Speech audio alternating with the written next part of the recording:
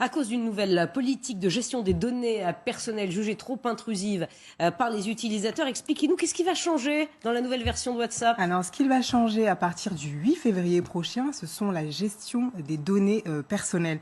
Ça deviendra la priorité de Facebook, ce qui veut dire concrètement que lorsque vous êtes inscrit sur WhatsApp, Facebook pourra relayer toutes vos informations à Instagram, à Messenger, qui sont également les propriétés donc du groupe Facebook. Votre numéro de téléphone, votre nom, votre contact ou encore votre adresse IP, vous ne pourrez pas vous y opposer. C'est donc une notification qui a été envoyée à bon nombre d'utilisateurs donc ces derniers jours.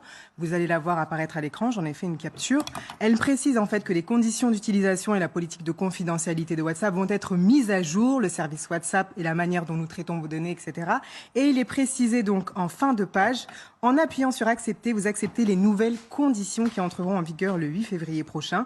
Vous pouvez, si vous le souhaitez, supprimer l'application si vous n'en êtes pas d'accord. Donc c'est vraiment plus une option. Si l'on souhaite garder WhatsApp, il faut accepter donc de partager ces données avec les autres réseaux du groupe. Ça risque de coincer un peu, Benjamin. Ah ouais, et surtout que c'est 20 millions de personnes, WhatsApp en France, d'après Facebook. Donc ça 20 concerne millions de personnes, ça concerne 20 du monde. millions d'utilisateurs en France. Peut-être vous qui nous regardez ce matin.